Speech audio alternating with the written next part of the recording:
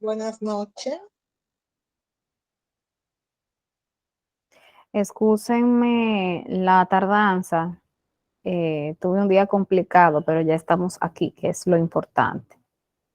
Hoy vamos a trabajar la unidad 2 del módulo 5, que es lo que nos corresponde trabajar en la semana que viene, en la parte práctica. Eh, Mañana abro el módulo 5 para que ustedes puedan ir subiendo las asignaciones y las tareas de la parte práctica, que ya parte de esa práctica ya ustedes la han hecho.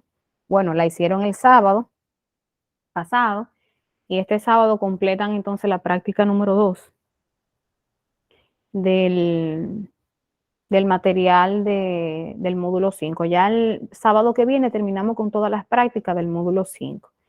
En la semana siguiente, que es el sábado 3, que es el que nos sigue, que es el último sábado de nosotros, entonces trabajamos la parte práctica del módulo 6. Entonces,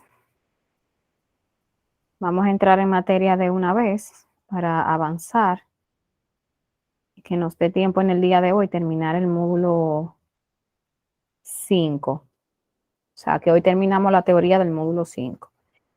Entonces, el módulo 5, asistencia al odontólogo en operatoria. Hoy nos corresponde trabajar la unidad 2, que corresponde a materiales dentales. Entonces, en esta guía vamos a trabajar o manejar y preparar los materiales dentales según las normas establecidas, aplicar las técnicas a 4 manos según las normas de higiene y seguridad ocupacional y manejar el aparato de rayos X según sus características.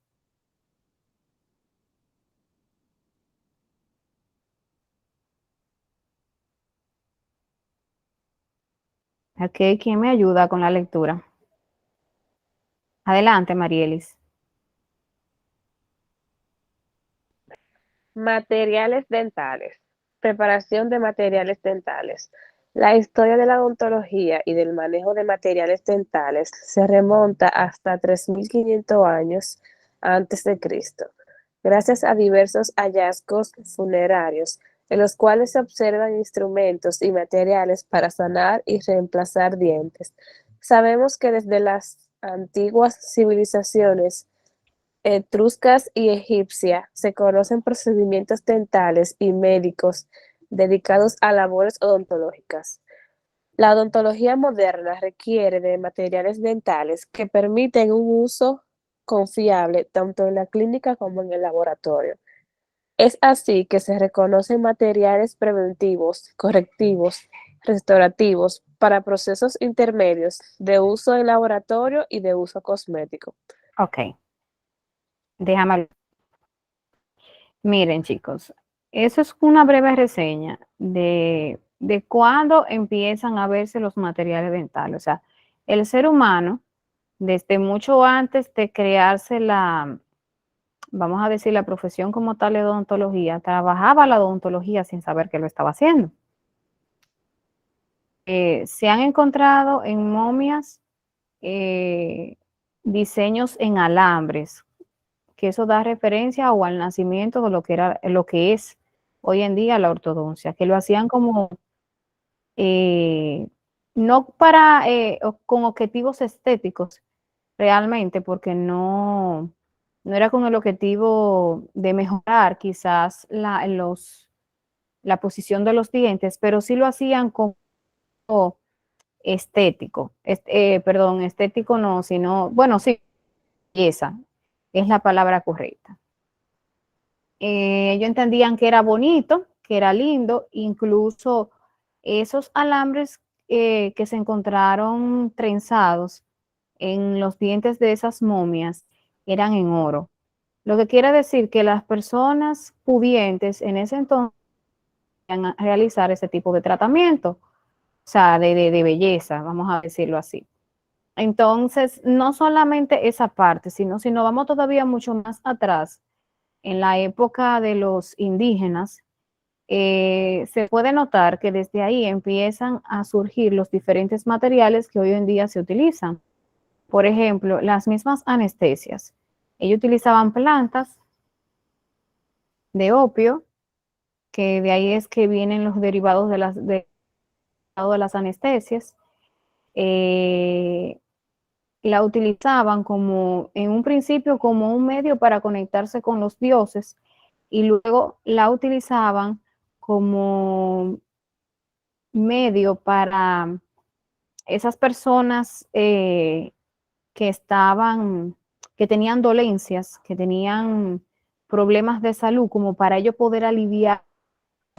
Lo que hacían era que utilizaban té de esas plantas y punto anestesiaban al paciente para que no sintiera ningún tipo de dolor durante el proceso de su enfermedad. Entonces, de que se utilizaban los materiales como tales que hoy en día se utilizan. Lo único que quizá no, ellos no sabían en ese momento la incidencia de que iban a esos materiales que ellos estaban usando. Continúa, Marieli. Tripulación de los materiales.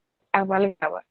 La amalgama dental está hecha de una combinación de metales que incluyen mercurio, plata, estaño y cobre.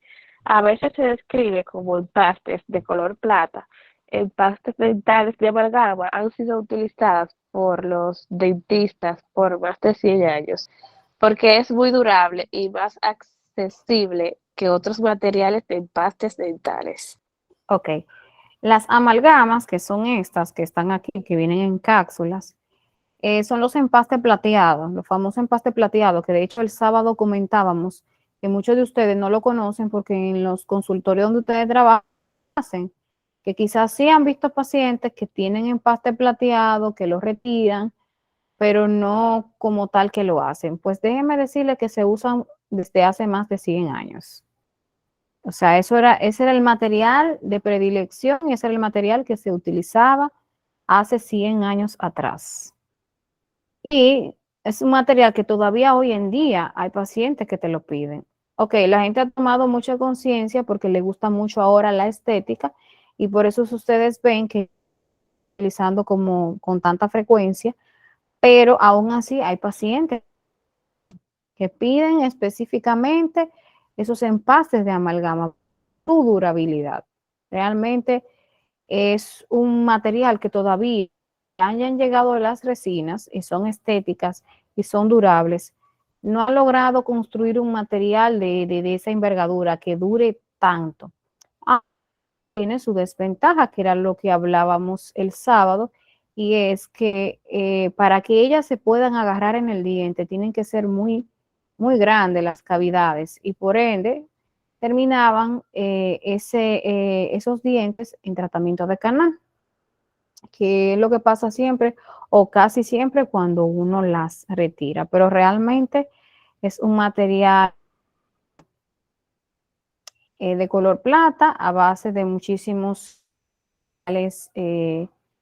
aleación de muchísimos materiales, como está el mercurio, la plata, el estaño y la plata, el estaño y el cobre vienen en polvo en esta cápsula y traen un líquido que se llama mercurio. Entonces el líquido y ese polvo se mezcla y forman una pasta, que es lo que nosotros conocemos como amalgama.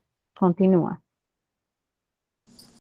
Resina autocurable y fotocurables. Son materiales plásticos que se adhieren por microretención. Debe Biselar.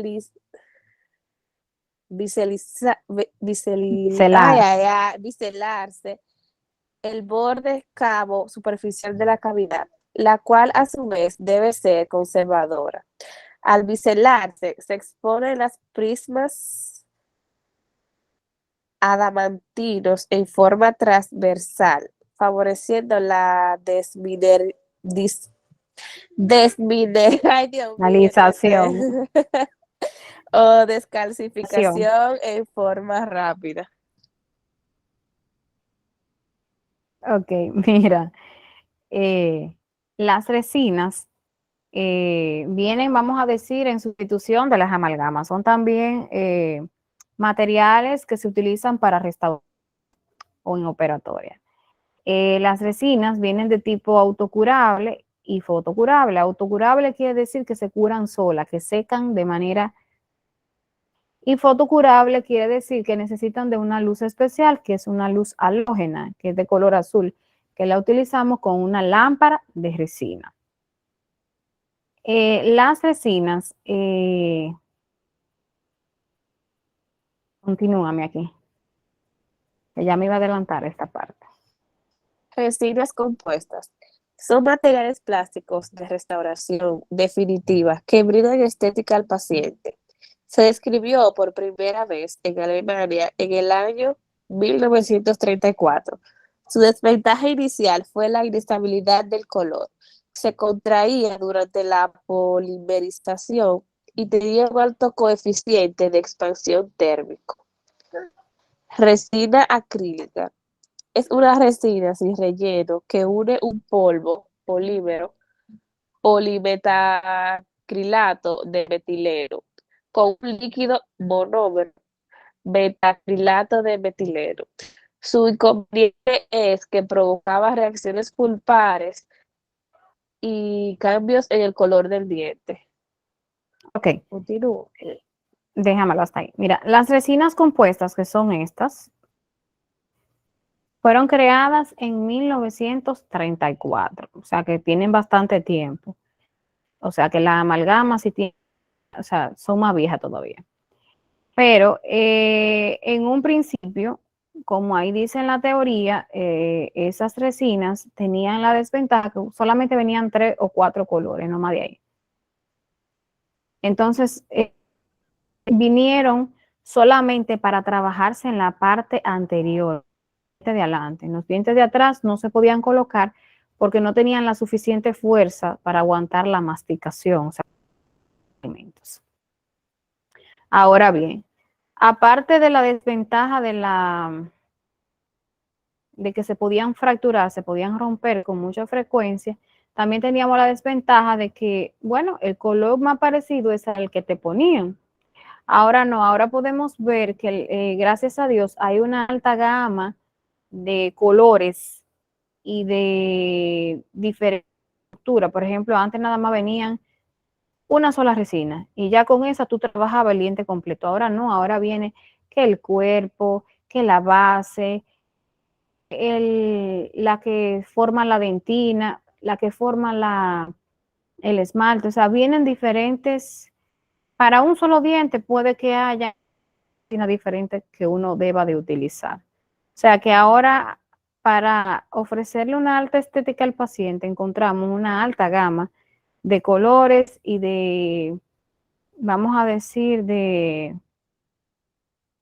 elección en cuanto a las estructuras que vamos a trabajar en el diente. Porque, por ejemplo, si solamente está en esmalte, pues trabajamos una resina que tenga que ver con el esmalte.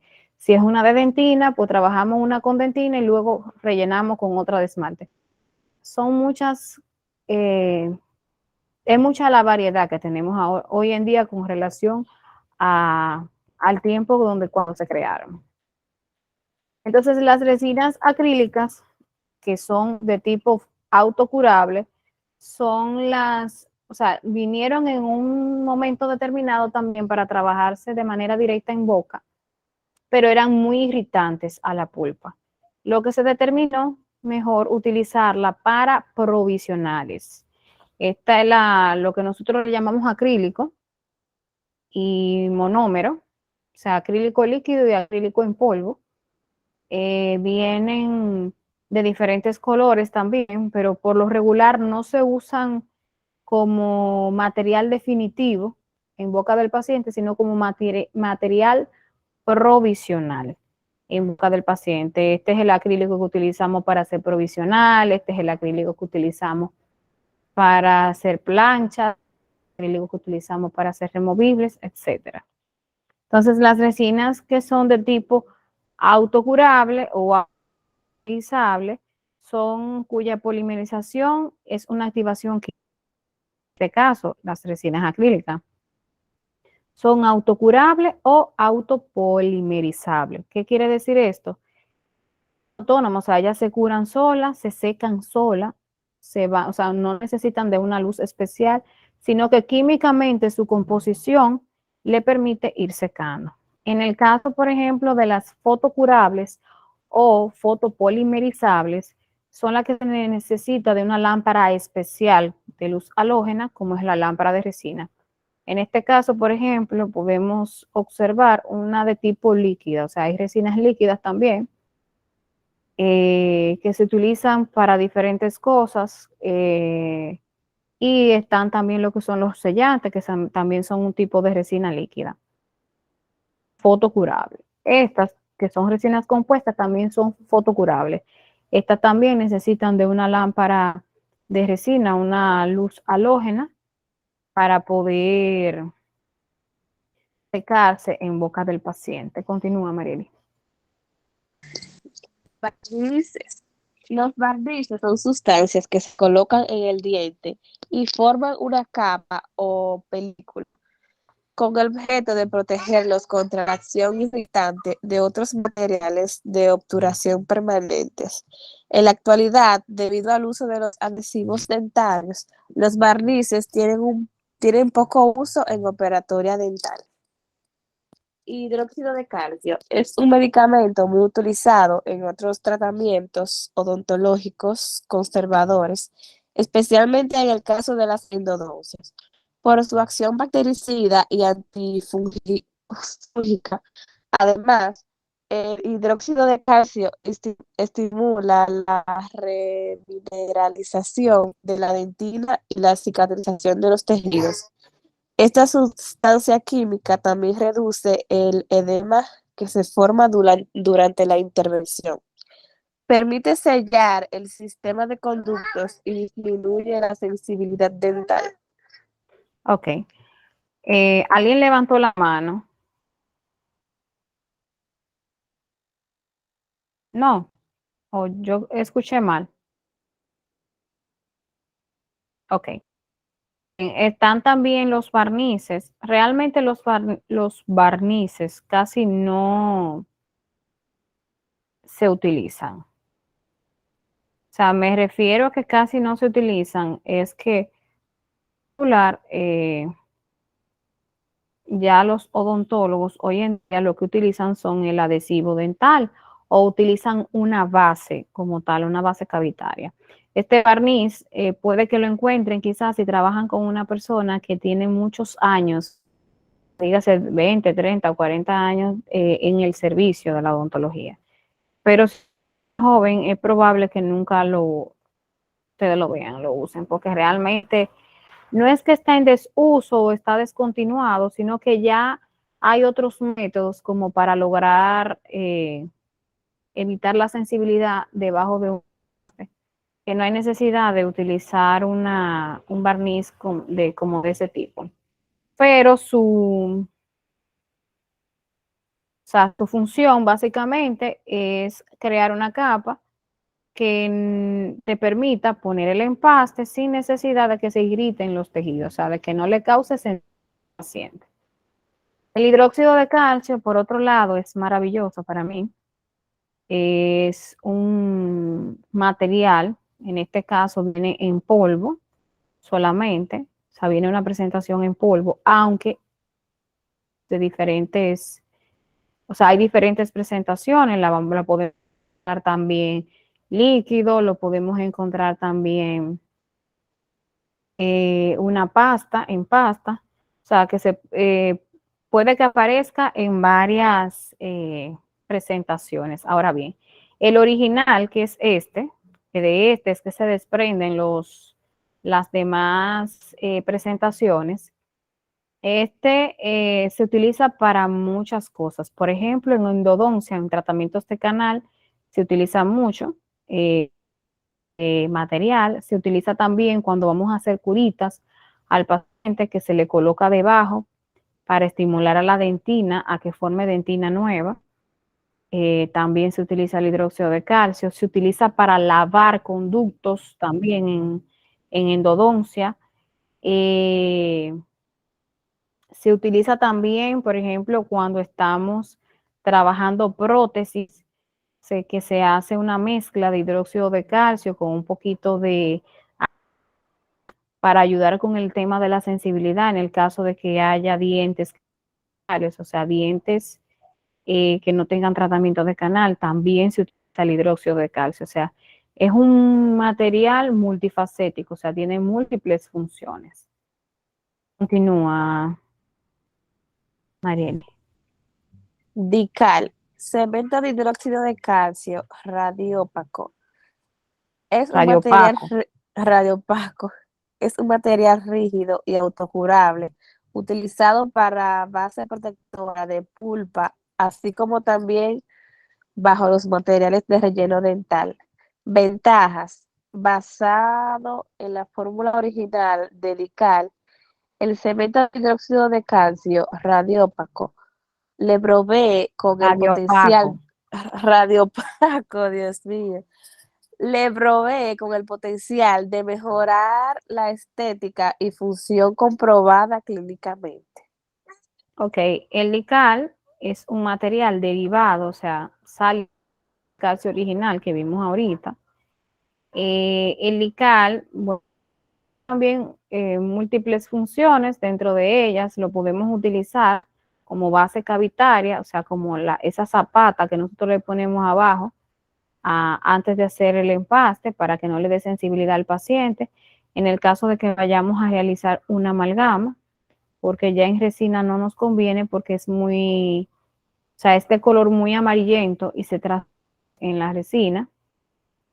Se puede y se utiliza con mucha frecuencia para cementar, o sea, pegar. Es como si fuera el coquí provisionales, para que ustedes me entiendan. No es que es un coquí, para que yo estoy diciendo que es un coquí, sino que funciona para provisionales. Los provisionales que yo mencioné ahorita, resina acrílica, con el hidróxido de calcio sirve para cementar. La palabra correcta es cementar, pero le estoy diciendo pegar para que ustedes me entiendan, ¿verdad? Entonces, también para este tipo de tratamiento se utiliza el Lical. Continúa, María.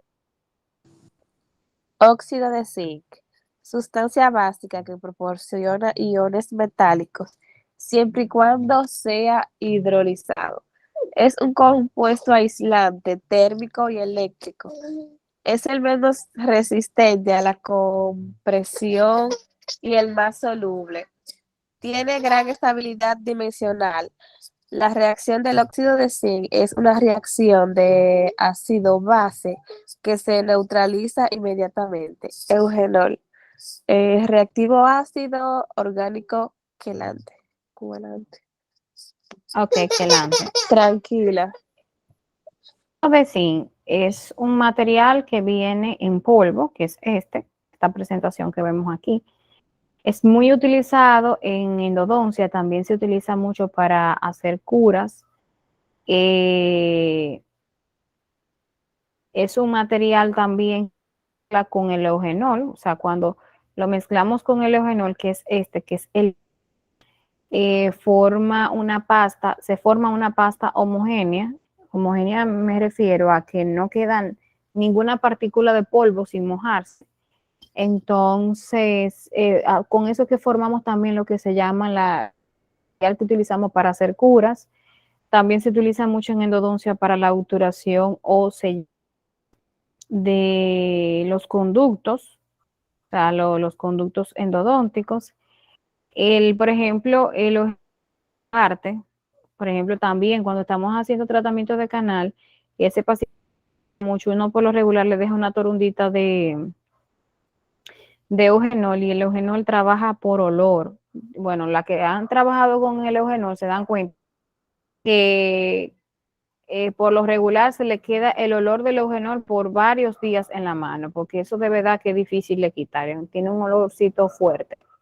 Es a base de canela que está hecho, por eso es su reacción quelante y su reacción también, vamos a decir que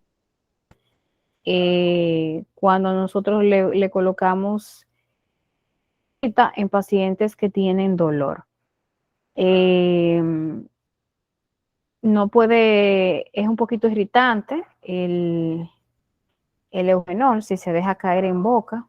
O sea, el paciente siente que le pica cuando le cae en boca, o sea que hay que tratar de que no, cuando uno lo esté haciendo, que no le caiga en boca al paciente.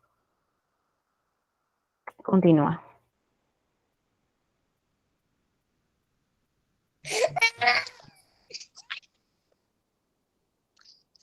El cemento de fosfato de zinc se compone en un bote en polvo y otro líquido. Componentes del cemento de fosfato de zinc. Polvo. Óxido de zinc, 90%. Óxido de magnesio, 10%. Vamos a ayudarte, Marieli, para que tú Porque puedas. esta niña está tremenda. No, vamos a ayudarte. Vamos, otra persona que le ayude, que ya haya leído bastante. Vamos, otra persona que me colabore, por favor. Adelante, Adriana. Componentes del cemento de fosfato de zinc. Polvo, óxido de zinc 90%, óxido de magnesio 10%, fluoruros de óxido de bismuto y sílice, de bismuto sílice, se funden a una temperatura de 1000 a 1400 grados Celsius, donde se convierten en un bloque que se que se tritura en un polvo fino. El tamaño de las partículas influye en la velocidad de endurecimiento de la mezcla de cemento. A menor tamaño de partícula, más rápido endurece el cemento. Líquido. Ácido ortofosfórico 64%, agua 35%. El ácido ortofosfórico tiene un pH entre 2 y 4, que actúa como irritante pulpar. Por lo tanto, se recomienda el uso de un aislante como el barniz cavitario sobre las restauraciones. Las sales de óxido de aluminio y óxido de zinc se comportan como tampones minimizando el efecto del ácido ortofosfórico y retardando la reacción del cemento. Ok, miren, el fosfato de zinc es un material que viene en polvo y líquido. O sea, ese polvo y líquido se tienen que mezclar. ¿Qué cantidad? Va a depender de la casa fabricante. Por ejemplo, hay veces el material, dependiendo del laboratorio donde lo fabrique, te dice 2 cucharaditas de polvo para una de líquido o 2 de líquido para una de polvo. Depende, vuelvo y repito, de la casa fabricante. Ahora bien, el fosfato tal vino en una primera intención para ponerlo de base cavitaria. O sea, antes de hacer la resina, fosfato de zinc. Ahora bien, se dieron cuenta con el tiempo de que era irritante, porque si ustedes se fijan aquí en la composición química del líquido, dice ácido ortofosfórico al 64%. El ácido ortofosfórico que nosotros utilizamos para grabar antes de la resina y el que nosotros utilizamos que ponemos de manera directa en el diente para grabar, que solamente duramos 15 segundos con el puesto y luego lo retiramos, es al 35 y este es al 64 y este es la boca del paciente. Entonces ustedes se imaginan todo el daño que en su momento se hizo con este material. Ahora bien, en el caso, por ejemplo, de los ortodoncistas, le gusta mucho este material para cementar bandas ortodónticas. O sea, él no funcionó como base cavitaria, pero es muy buena la cementación de bandas ortodónticas, de aparatos ortodónticos, de coronas también. Muchísima gente lo utiliza. Lógicamente en dientes, en el caso de las coronas, en dientes que no es tal, me refiero a que tengan un tratamiento de canal hecho.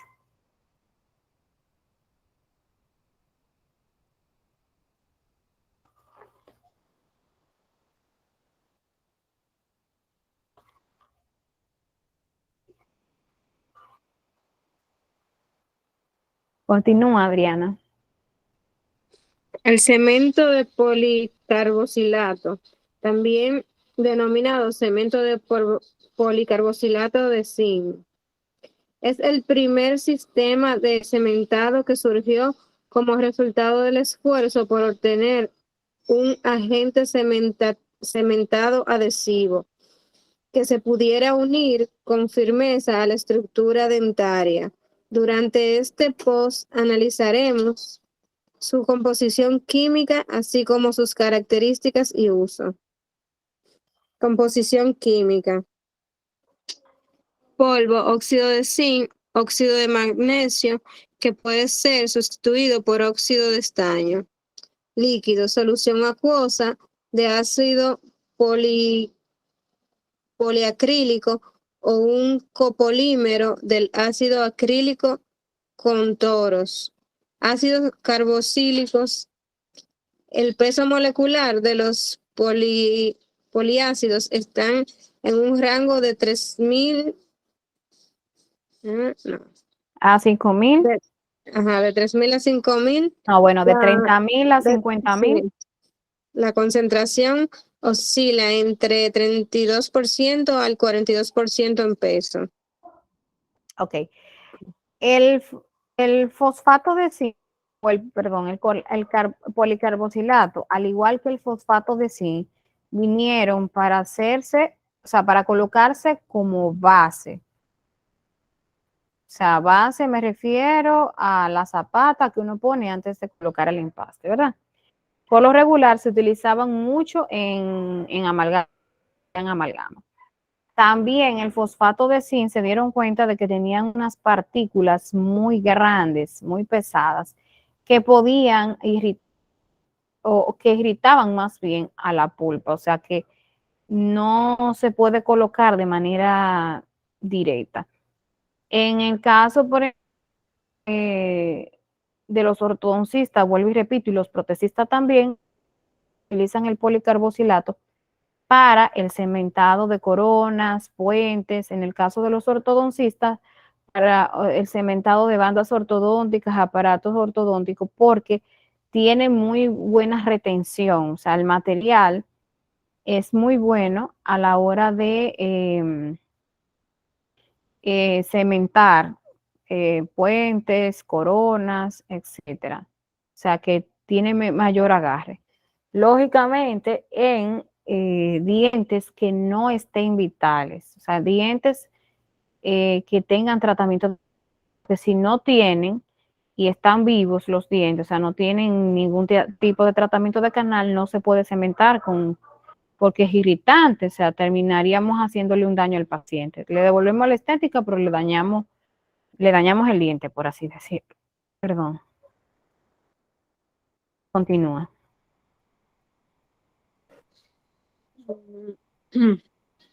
Los cementos quirúrgicos funcionan como apósitos periodontales y de tejidos blandos después de cirugías orales y extracciones dentales para proteger las suturas, ayudar a la cicatrización y mejorar las sensaciones del paciente con recuperaciones más cortas y cómodas.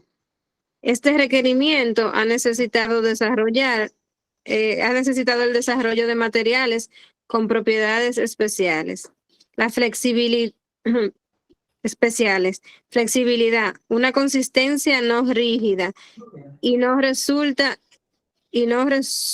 incómodo al paciente ni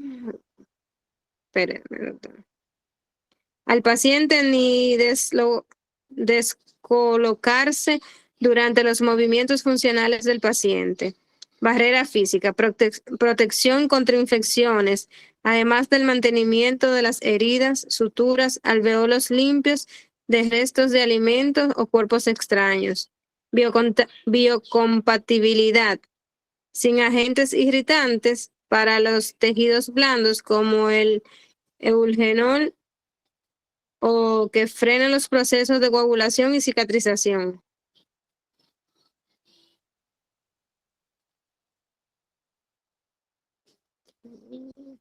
Estética y comodidad. Para el paciente, permiten aliviar su recuperación y aportan una colocación similar a la encía. Todo ello facilita la labor del odontólogo y su reconocimiento como profesional dental. Ok. Los cementos quirúrgicos son los que se utilizan para cirugías en el caso de cirugía periodontal, o sea, cirugía meramente de las encías.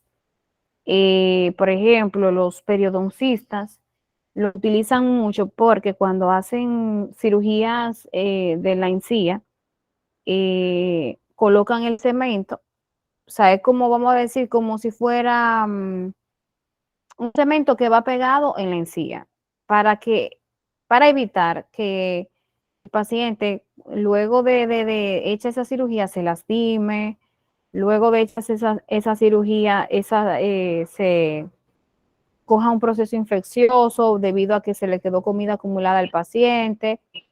O sea, es una barrera física, una barrera que se le pone al paciente. Es como decir, como si fuera un yeso. Cuando ustedes le ponen un yeso a una persona que se de esa misma manera, se le coloca el cemento quirúrgico, no porque se rompió nada, sino para protección, para proteger el área quirúrgica o el área donde se hizo la cirugía, para evitar que el paciente se lastime, que el paciente le moleste mucho, que el paciente pueda comer. Lo de estética y comodidad, bueno, ahí me lo reservo un poco, porque en el caso de los cementos, realmente se parece mucho al color de la encía, y no es encía. Se nota un poco el apósito de, o sea, lo que se le coloca de cemento, se nota. Y comodidad, hay muchos pacientes que se lo encuentran incómodo. O sea, que eso va a depender del tipo de paciente. Continúa, Adriana. El ionómero de vidrio o ionómero vítreo es un biomaterial con un gran campo de utilización en odontología restauradora y preventiva. Surge en la década del 1970 gracias a las investigaciones de los científicos Wilson y Kenny. Sin embargo, han sufrido modificaciones en su estructura química y composición Te sigue comiendo. a través de los años. Antiguamente este Cuando yo te cemento meta tu era trompa entre la denominado boca, no me digan nada, ya tú sabes por qué. cemento de Ok, deme un segundo. polialcanoato. ¿Hay alguien con el micrófono abierto? Y excúsenme, porque hay otro ruido de fondo y no es Adriana. ¿Me pueden colaborar con el micrófono cerrado, por favor? Ya lo cerraron. Había uno abierto. Ah, ok, está bien. Continúa, Adriana, y excúsenme. Antiguamente este cemento era denominado cemento de polialcanoato de vidrio, pero es su nombre actual el que ha sido ampliamente difundido y además tiene estrecha relación con su composición. El alginato es una sal No, soluble de sodio. Déjamelo hasta ahí. Okay. El ionómero es un material de base, lo que uno por lo regular utiliza como base cavitaria. Lógicamente hay materiales que salieron ahora que se utilizan también, pero casi siempre uno utiliza de base un ionómero de vidrio para base cavitaria. Ese ionómero es maravilloso. Expulsa flúor, que ayuda con el tema de la sensibilidad al paciente. Es utilizado dependiendo del tipo, por ejemplo, viene algunos que son tipo 1, tipo 2, vienen fotopolimerizables, o sea que se utiliza o sea, viene con una aleación con resina y se tiene que utilizar la lámpara de resina para poder secarlo, o sea, ese también es muy chulo. Viene también un extra duro que se utiliza mucho en prótesis para cementar coronas, puentes, pernos, etcétera.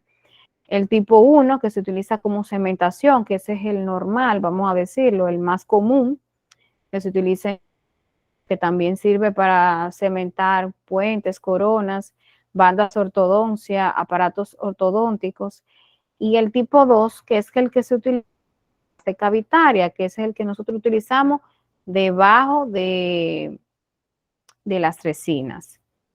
El ionómero de vidrio, como acabo de explicar, tiene múltiples funciones, pero una de las que más me gusta, aparte de usarse como base cavitaria, de cementación y demás, es el expulsar flúor de manera constante ayuda con el proceso de la sensibilidad del paciente.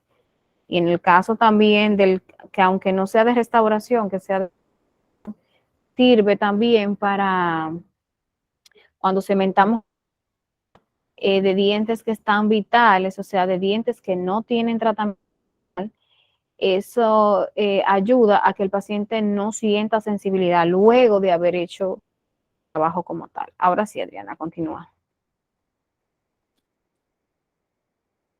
El alginato es una sal soluble de sodio o potasio que se obtiene a partir de unas algas marinas a las que se conoce como alginas. Los odontólogos utilizan estas sales en forma de polvo y a la que se ha añadido un retardador para controlar el tiempo necesario para su manipulación.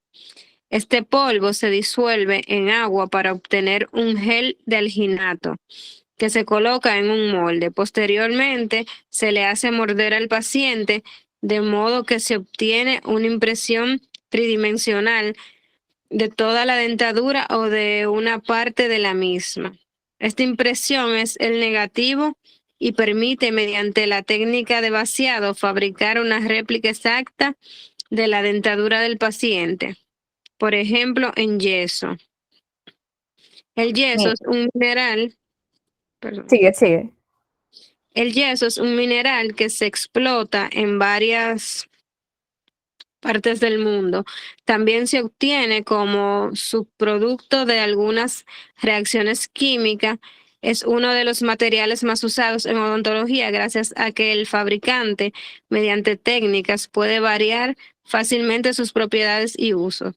Las principales aplicaciones que tiene en el ámbito odontológico son preparación de modelos de estudios, materiales auxiliares para los procesos de fabricación de prótesis dentales en el laboratorio, material para impresión descontinuado, modelos y tróqueles, articulación de modelos, moldes para el procesamiento de polímeros dentales.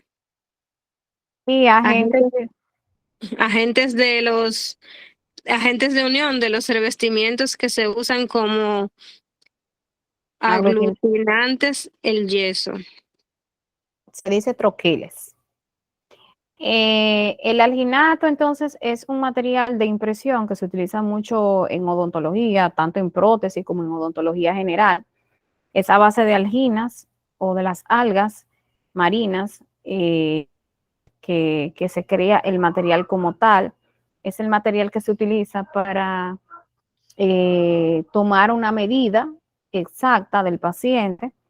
Casi siempre si usamos alginato, o sea, hay otros materiales de impresión, usamos alginato, lo utilizamos básicamente para hacer modelos de estudio con el paciente, aunque se utiliza, o sea, se puede hacer varias cosas con el alginato, pero casi siempre se utiliza para tomar impresiones de diagnóstico. Tomar impresiones, por ejemplo, de diagnóstico cuando estamos haciendo ortodoncia, tomar impresiones de diagnóstico cuando vamos a hacer un trabajo y queremos que nos quede bien, y entonces para planificar ese paciente tomamos ese modelo de estudio. Entonces, luego de haber tomado esa medida con el alginato, lo que hacemos es un vaciado en yeso para que nos quede esto que tenemos aquí, o sea, la forma en yeso de la boca del paciente. El yeso es como si fuera el cemento que cementar las paredes para pegar los blogs. O sea, no es que es el mismo, sino que es parecido, para que ustedes tengan una idea. O sea, tiene una consistencia y bastante dureza. Entonces, ese viene de diferentes colores. Por ejemplo, el azul, que es el tipo yeso piedra, que es el que se utiliza para medios diagnósticos, y el rosado el blanco y el amarillo, es el que nosotros llamamos extra duro, que es el que se utiliza para ya trabajos definitivos como tal que se mandan al laboratorio. También se utiliza un blanco, que a veces lo utilizan los ortodoncistas, que les gusta mucho llenar los modelos de color blanco. Y hay otro blanco que es un poquito más, vamos a decir, más porosito, que se utiliza para crear los troqueles. Los troqueles son como la base donde va montado el modelo. Por ejemplo, voy a emplear esta imagen, que esta que está aquí tiene troqueles. Esa base que se ve ahí abajo, a eso es que se le llama troqueles. Eso es como una base para que la boca ustedes saben que no es cuadrada, ¿verdad? Que es redondeada, que es una arcada. Entonces, para evitar que cuando uno esté trabajando con ese modelo caiga o se vaya de lado, uno le hace troqueles, que es lo que lo mantiene como firme en una posición. Continúa.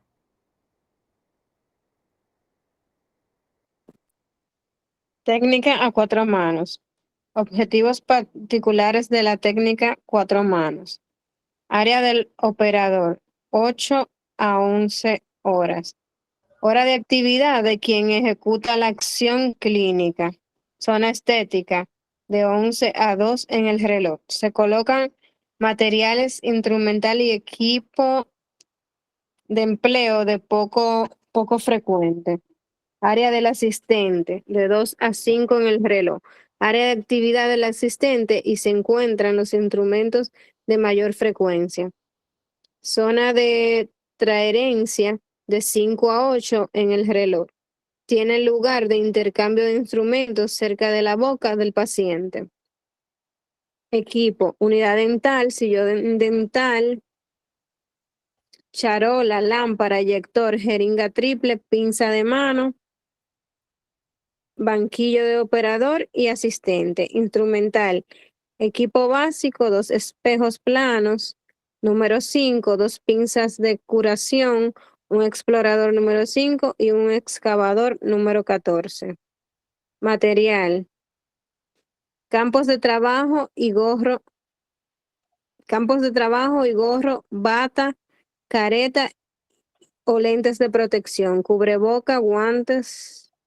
Los movimientos de las clases 4 y 5. Los movimientos de las clases 4, 5 y 6 son los que más fatigan porque requieren gran actividad muscular. Principios de la odontología a 4 manos. Operador y asistente ejecutan cada operación de acuerdo a una deliberada planeación establecida. El equipo dental se selecciona. Operador y asistente apliquen principios de simplificación de trabajo.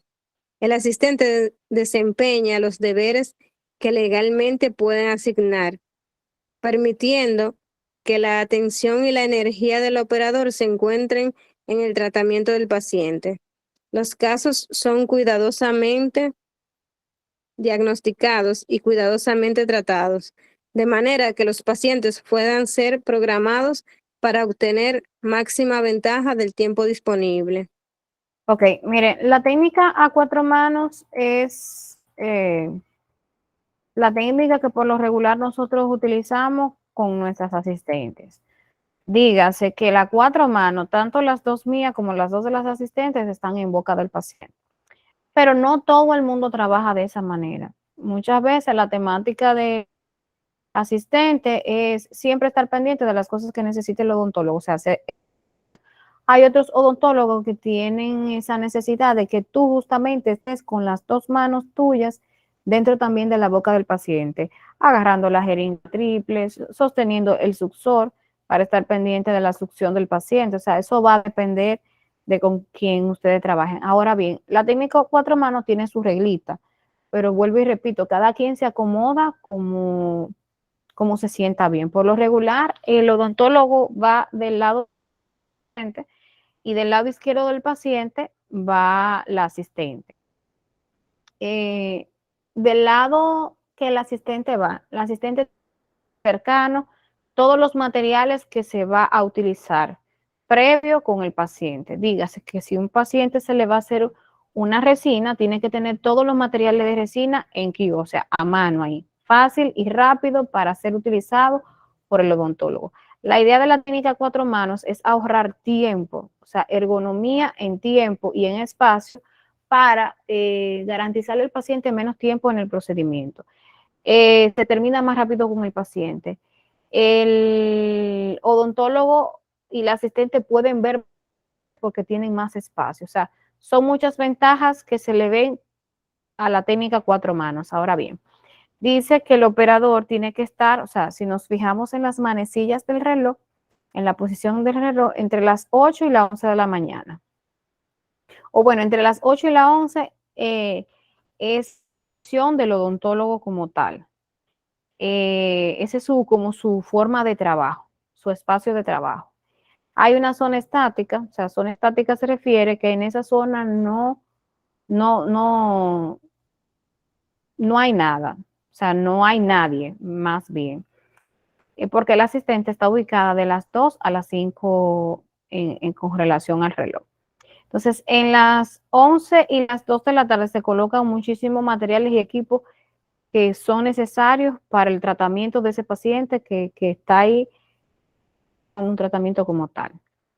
Entonces, esta zona de 11 a 2 realmente no es una zona de transferencia como tal, pero muy buena esa zona para nosotros trabajar niños. O sea, por ejemplo, para pasar materiales que nosotros no queremos que los niños vean. O sea, siempre se pasan por debajo y por detrás de la cabeza del niño, de la cabeza del paciente.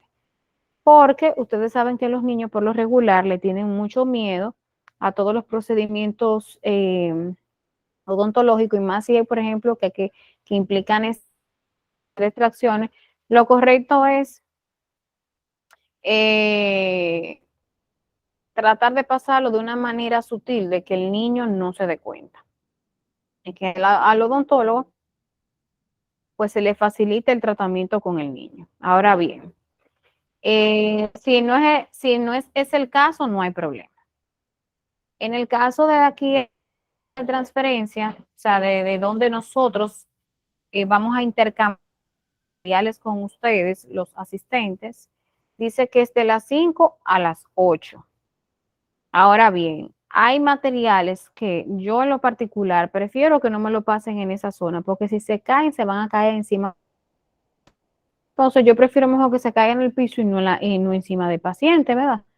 Imagínense ustedes que se le caiga un force de lo que ustedes vieron el sábado pasado en la cara del paciente prácticamente. O sea, sería duro. O sea, le queríamos sacar el número 16, terminamos sacándole el 11, porque se nos cayó el force en la misma cara del paciente. Entonces hay que tener cuidado a la hora de nosotros transferir los materiales. De esto es transferir los materiales sin la necesidad, lógicamente, de que da tiempo y también uno se cansa menos si está todo como a mano a la hora de nosotros trabajar. ¿Alguien levantó la mano?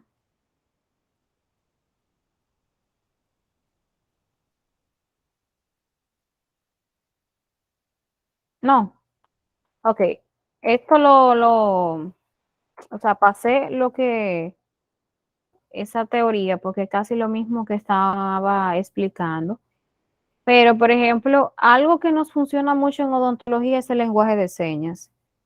Yo sé que ustedes que están acostumbrados, los que están acostumbrados a trabajar, ya por la mirada y por el tipo de procedimiento y por una seña que quizá el odontólogo le haga, ya ustedes saben más o menos qué es lo que quiere el odontólogo. No es así. Sin necesidad de que él pronuncie una palabra. Así es, doctora. Ni más ni menos. Ni más ni menos. O sea, eso es un lenguaje corporal que ustedes tienen que aprender de la persona con la que ustedes trabajan. O sea, eso no se aprende en una semana, eso se aprende en unos días. De que con tu mirarlo, tú le dices ya con tu mirada, eso es una conexión que ustedes tienen con ese odontólogo que es única, que nada más ustedes entienden y que les facilita a ustedes el trabajo, sin necesidad de pronunciar una palabra. Porque puede ser que a ustedes se le haya olvidado algo en la bandeja o él quiera algo diferente, no quiera decirlo delante del paciente para evitar, por ejemplo, que el paciente se asuste. Es muy raro que un odontólogo te diga, porque ya cuando le hablan de bisturí a un paciente, ya ustedes saben lo que va a pasar. Entonces, parte de ese proceso es por eso que nosotros con el lenguaje de señas, para evitar quizás hacer un comentario eh, que suene quizá invasivo para el paciente, él termine el paciente asustándose más de la cuenta con relación al procedimiento que están. Continúa, Adriana. Aparato de rayos X. Radiografías dentales. Las radiografías dentales son un tipo de imagen de los dientes y la boca. Los rayos X son una forma de radiación electromagnética de alta energía y penetran el cuerpo para formar una imagen en una película o en una pantalla. Las radiografías pueden tomarse de manera digital o en una película. Las estructuras que son densas, como las obturaciones de plata o restauraciones metálicas, bloquearán la mayor parte de la energía lumínica de los rayos X. Esto aparecerá de color blanco en la película revelada. Las estructuras que contienen aire aparecerán de color negro y los dientes, tejidos y líquidos aparecerán como sombras de color gris. Existen muchos tipos de radiografía. Algunas de ellas son interproximales, muestran las porciones de la corona de los dientes superiores e inferiores, juntos juntos cuando el paciente muerde una tira pequeña de papel.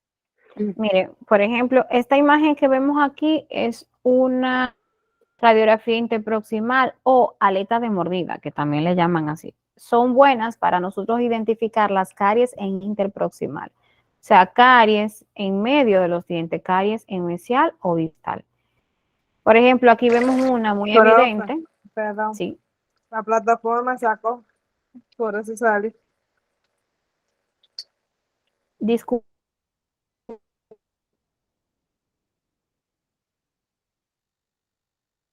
No escuché, no entendí lo que me dijiste. Que la plataforma me sacó. O está un Por eso poquito sale, como, pues, si le está un poquito, sale que yo salí, pues para que usted sepa que por eso me sacó. está bien, no hay problema porque el internet está un poquito inestable en el día de hoy. Y veo que está la gente entrando y saliendo de la llamada, está bien, no hay problema. Entonces le decía que estas son buenas para ver caries en medio de, por ejemplo, aquí vemos una evidente caries en distal, bastante grande, ¿verdad? O sea, esas son buenas para identificar ese tipo de, vamos a decir, ese tipo de situaciones. Tenemos también las periapicales, que estas son las más usadas en odontología. Estas muestran el diente desde la corona hasta la punta de la raíz. O sea, con esta podemos identificar en la punta de la raíz del diente, si la caries ha llegado a lo que es la pulpa del diente, si hay alguna otra zona, por ejemplo, esta abarca 3 dientes al mismo tiempo, lo cual yo puedo identificar en una zona cuál de los 3 dientes el que está afectado, etcétera. Tenemos las palatales o las palatinas o las oclusivas, también llamadas. Estas se toman tanto en inferior como en superior. Se utilizaban, ya no se utilizan tanto, pero se utilizaban mucho para nosotros determinar cuando había algún diente retenido, o sea, había un diente de más, o un diente que no había salido, a ver dónde andaba. Si andaba por aquí, si andaba por acá, si había que sacarlo. era más fácil el acceso, si era por vestibular, o sea, si era por Balatino. O sea, este tipo de radiografía nos servía mucho para eso. Pero luego vino la invención de las radiografías panorámicas, que son estas que vemos aquí, que nos dan una vista completa de la boca del paciente. Y no solamente de la boca, sino de toda la boca, porque aquí podemos ver la mandíbula, aquí podemos ver la base de la nariz, los senos paranasales, los cóndilos, o sea, podemos ver varias estructuras que rodean la boca y podemos ver todos los dientes al mismo tiempo. Ahora bien, no para diagnosticar caries como tal. Para diagnosticar caries son tanto las periapicales como las interproximales o aletas de mordida. Estas son buenas para tener una vista general del tratamiento que se va a llevar el paciente. Casi siempre, por ejemplo, hay detalles que son tan pequeños que siempre son buenos hacer su radiografía periapical para poder identificar. Vemos una vista general de la boca, vemos la condición, por ejemplo, de este paciente que estamos viendo ahora, que tiene múltiples endodoncias, varios empastes tiene. Pero si queremos ver alguno específico, precisión, tenemos que hacer una radiografía periapical como la que vimos ahora. También vinieron las cefalométricas, que es un tipo de radiografía que se utiliza mucho en ortodoncia.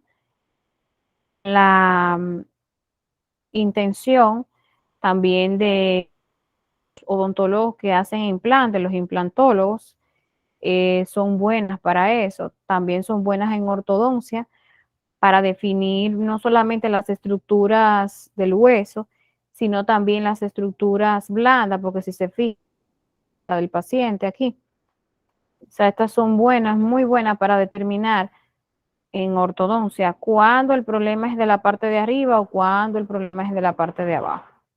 O sea, cómo uno debe actuar a la hora de iniciar un proceso ortodóntico como tal.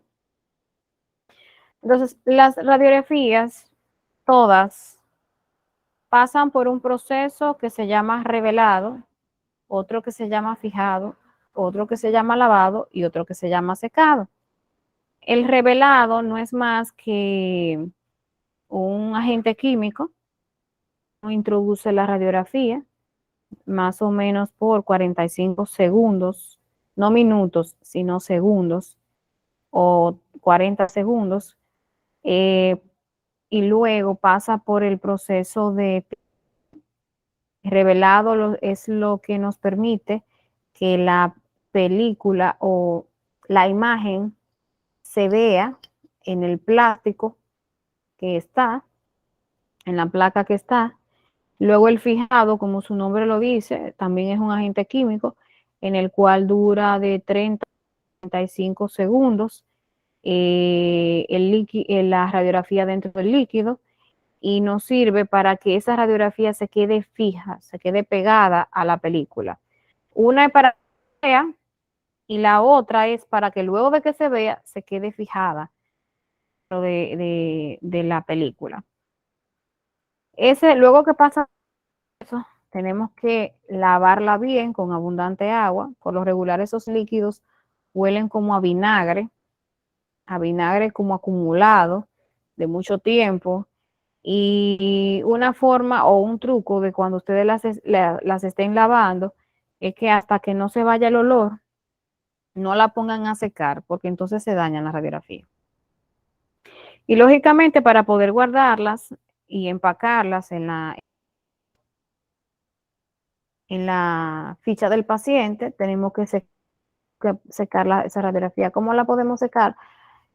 Si la tendemos como por ahí y ella se seca sola, o la secamos con la misma jeringa triple, o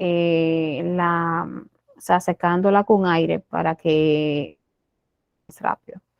Estos son los líquidos que se utilizan para radiografía.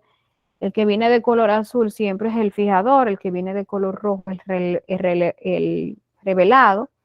Y esto que vemos aquí es una caja reveladora que es donde se colocan esos líquidos. O sea, esos líquidos se colocan en unos vasitos que tiene esta caja reveladora, que siempre se colocan de derecha, o sea, revelado, agua, fijado y agua, cuando traen 4 vasitos.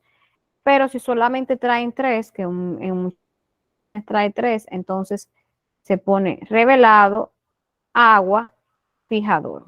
Porque para pasarla de un proceso a otro, siempre es buena pasarla por agua, darle un poco, un proceso, o sea, para desprenderle un poco el líquido de revelado, debemos poder poner agua en el medio para luego pasarla al fijador y no dañar el líquido de fijador.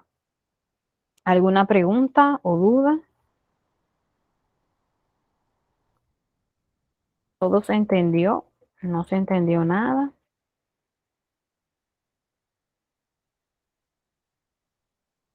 ¿Me escuchan? ¿Están Todo ahí? claro, doctora. Sí, tenemos aquí todo claro. ¿Seguro? Sí, Voy a confiar en ustedes. Sí, profe. Ok. Entonces, yo las voy a dejar tranquilas y tranquilos. Bueno, déjame hablar tranquilos de manera generalizada porque hay un chico aquí en la clase. Nos vemos entonces el jueves, si Dios lo permite, y nuevamente el sábado en el área del hospital. Así que ya ustedes saben, mañana cargo el módulo 5 y en la semana que viene, entonces, bueno, en la semana que viene no, el jueves, este jueves, vamos a trabajar la unidad del módulo 4 que dejamos atrás, ¿de acuerdo? Entonces ya la semana que viene trabajamos el módulo 6, que ya es la última semana de nosotros, ¿de acuerdo? Sí. está bien. Sí. Ah, no, pues ya ustedes saben, cuídense, como siempre, pónganse en mi forma, por favor. Trabajen mañana, me voy a sentar un ratito a corregir. Cualquier cosa estén pendientes a los teléfonos por si acaso les escribo algo, alguna sugerencia para que la arreglen. Y ya ustedes cuídense mucho y pasen feliz noche. Gracias. Gracias igualmente para ti. Bye bye, cuídense. Quedamos Bye. bien. ¿Qué?